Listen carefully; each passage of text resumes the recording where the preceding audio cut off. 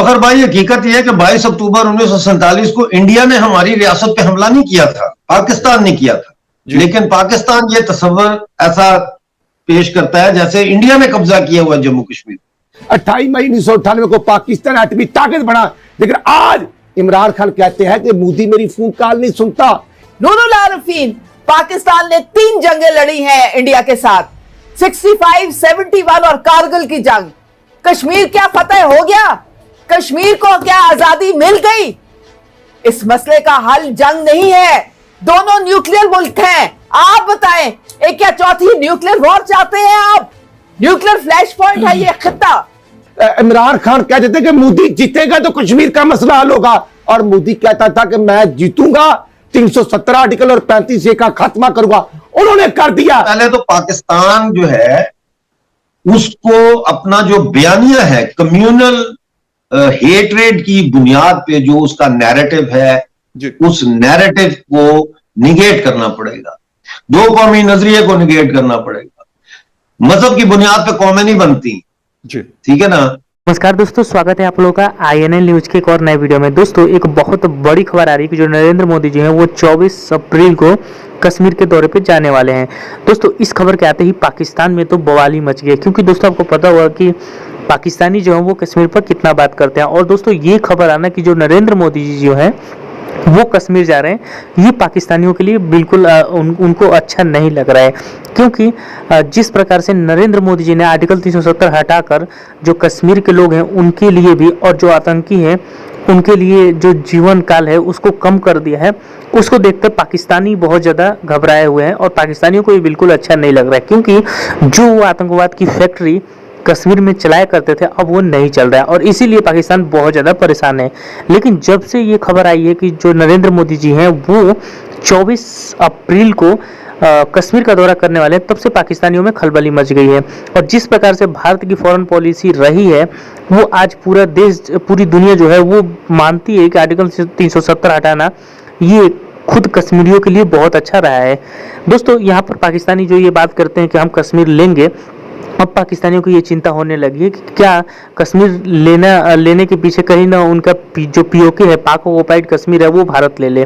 तो चलिए वीडियो में आगे बढ़ते हैं, देखते हैं कि पाकिस्तानी मीडिया का इन सब चीजों पे क्या रिएक्शन है। जिसके ऊपर हम कह सकते हैं अच्छी बात है। अगर उस तरफ के कश्मीरियों की भी अगर भलाई हो रही है तो हमें खुशी होनी चाहिए, अगर इस तरफ वाली कश्मीरियों की भी भलाई हो तो हमें खुशी होती है।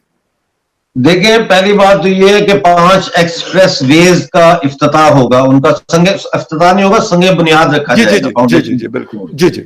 इसके अलावा 1400 मेगावाट के हाइड्रो पावर प्रोजेक्ट्स लग रहे हैं। एक 850 मेगावाट का है, दूसरा जो है वो 540 मेगावाट का। अच्छा डॉक्टर साहब, एक चीज आपने मतलब बात की, मतलब अगर हम पॉलिटिकल सिचुएशन को इस वक्त पाकिस्तान के अंदर देखें, आपने कहा कि मिफ्ता इस्माइल साहब IMF के पास गए, जो हमारा पुराना प्रोग्राम था जो $6 अरब का है, उसके हवाले से तो हिंदुस्तान जाते। लेकिन सर बात यह है, एक सवाल आपसे कर रहा हूं कि हिंदुस्तान बिल्कुल जाते हैं, पड़ोस के लोग जो है वो पहले होते हैं, उनसे बात की जाती है अपने मसले में से, लेकिन अगर वो बात नहीं करेंगे या जो भी कुछ है तो वो फिर कैसे हो सकता है? बेशक आप कुछ भी करते हैं, हमारे यहाँ वो आप तो पश्तूनों के साथ बहुत करीब से रहे हैं, वो कहते हैं कि यार पुख्तों की पुख्ते माती की, यानी जो हमारे ये वाले एरियाज होते हैं ये टूटते हैं। ये पश्तूनवली में ये चीज बड़ी हमें मतलब मैं अपने दादा से, अपने वालिद से और मतलब सुनता रहता हूँ, अब भी मैं सुनता हूँ इवन, तो ये चीजें होती हैं। मतलब अब ये नहीं कह सकते। हालांकि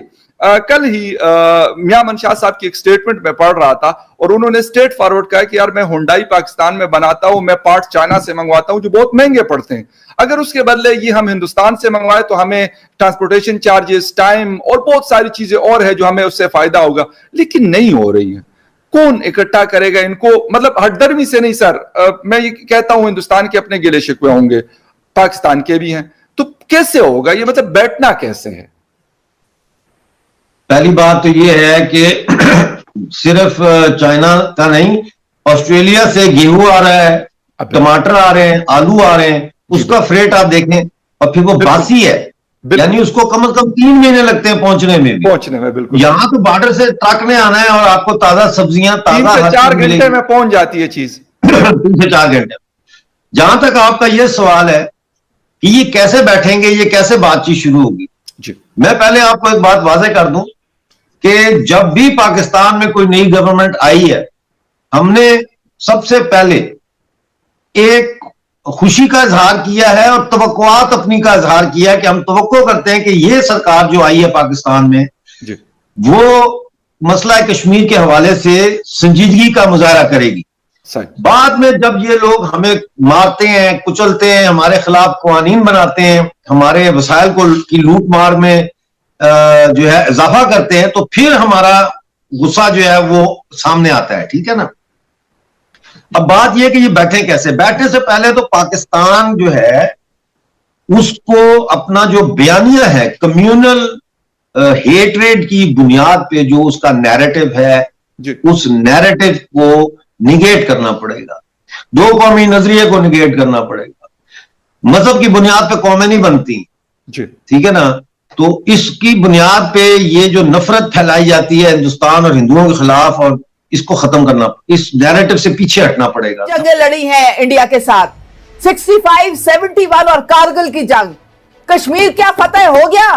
कश्मीर को क्या आजादी मिल गई? इस मसले का हल जंग नहीं है, दोनों न्यूक्लियर मुल्क हैं। आप बताएं, एक क्या चौथी न्यूक्लियर वॉर चाहते हैं आप? न्यूक्लियर फ्लैश पॉइंट है ये खिता। अच्छा, बात ये है कि प्रोग्राम शुरू करने से पहले मुझे हमेशा की तरह से एक तस्वीर दिखाई गई। उस तस्वीर को देख लेने के बाद मेरा बीपी हमेशा कंट्रोल में रहता है। आप थोड़ा जज्बाती हो रही है मैडम, पहले तो जमीन पे आ जाइए अर्शे मोहल्ला से, ताकि आपको मेरी जुबान समझ में आए, आपको मेरी बातें समझ में आए। जज्बातियत से होना कुछ नहीं है, ग्राउंड रियलिटी चेंज नहीं हो जाएगी। थोड़ा सा वेट कीजिए, मैं आपको समझाता हूं मेरे कहने का मकसद क्या है। इमरान खान कहते थे कि मोदी जीतेगा तो कश्मीर का मसला हल होगा, और मोदी कहता था कि मैं जीतूंगा 317 आर्टिकल और 35A का खात्मा करूंगा। उन्होंने कर दिया। और मैं समझ से बालातर हूं कि आज वजीर आजम पाकिस्तान का बयान है कि इंटरनेशनल कम्युनिटी को, सबको कश्मीर का हल करना चाहिए। यार, मकबूजा कश्मीर का मसला हो और एटमी प्रोग्राम रखने वाले पाकिस्तान का वजीर आजम इतना कमजोर नहीं होता। दो टोक बात की जाती है। कहां पे ट्रंप गया और 2015 में इमरान खान मोदी के पास गए थे। तो ये कौन से डायलॉग हैं जिसकी वजह से आज हमारा कश्मीर हमसे छिन गया? आज हुकूमत की नाअहली की वजह से आज बलूचिस्तान में दहशतगर्दी बढ़ रही। मैं इस मौका पर कश्मीर के शोधा और अफवाज पाकिस्तान के शोधा की अजमत को सलाम पेश करता हूं। राइट सर, वालेकुम अस्सलाम। हक़ाइक़ को तस्लीम करना पड़ेगा। खत भी लिखा है आपके प्राइम मिनिस्टर शहबाज शरीफ साहब को, वो पब्लिश भी हो चुका है मीडिया में, जिसमें मैंने उनको कहा, दावत दी है कि आप आए, बैठ के बात करते हैं, इस मसले को हल करते हैं। आपका अपना फायदा है, आपका मुल्क फंसा हुआ है। आपका वजीरे खजाना जो नया आपने बनाया है वो इस वक्त टच डाउन करेगा आज किसी वक्त वाशिंगटन डीसी के एयरपोर्ट पे। तो यानी कि बनते ही वजीरे खजाना वो चले गए हैं IMF से मुज़ाकरात करने के लिए। तो भाई इतनी दूर क्यों जाते हो? दिल्ली पड़ोस में है, आपको कोई टेंशन नहीं है। आप ये कश्मीर का मुद्दा हमारे साथ बैठ के हल करें उसको पुरअमन तरीके से। तो हम साए भी हैं और हमारा खून भी एक है। ये इस इलाके के लोग जो है आपस में सब एक ही परिवार का हिस्सा है।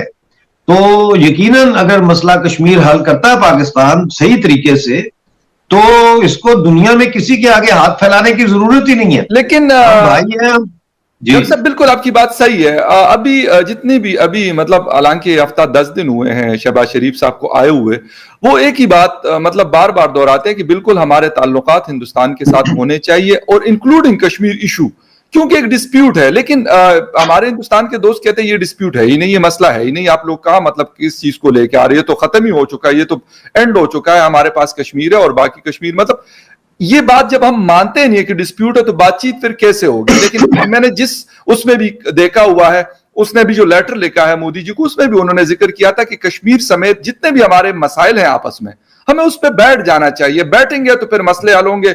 आप दिल्ली में बैठेंगे, हम इस्लामाबाद में बैठे हुए होंगे और हम कहेंगे कि मसाइल हल हो, तो मेरा नहीं ख्याल कि हल होंगे।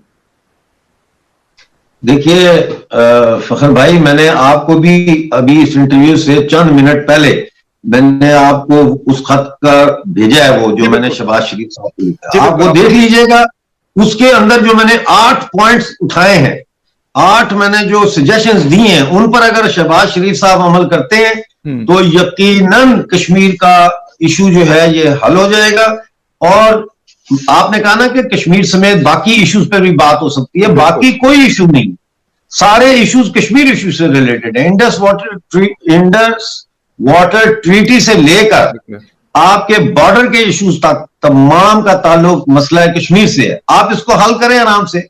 दूसरा, मैंने लास्ट वीक आर्टिकल लिखा था, उसमें मैंने फिर शहबाज शरीफ का साहब को ये सजेशन दी है कि अगर आपने वाकई पाकिस्तान को बचाना है, देखे ना आज वो भाग के चले गए, शुमाली वजीरिस्तान गए दौरा करने, ठीक है ना, तो इन दौरों का कोई फायदा नहीं है अगर आपके पास एक कॉन्क्रीट ऑफर नहीं है जो आप अपने इन बलोचों को या पश्तूनों को दे सकें। उसके लिए मैंने सजेस्ट किया कि पाकिस्तान का जो फेडरल सिस्टम है इसको खत्म करके यहां कॉन्फेडरेशन का सिस्टम लाया जाए, जिसमें जो सूबे हैं उनको मुकम्मल खुद मुख्तारी हासिल हो, टैक्सेस के लगाने में, लोकल एडमिनिस्ट्रेशन में, पुलिस में, हर चीज में। सिर्फ फॉरेन अफेयर्स, कम्युनिकेशन और जो फाइनेंस है, बड़ा फाइनेंस जो जी बिल्कुल, सॉरी डिफेंस, वो आप अपने कंट्रोल में रखें।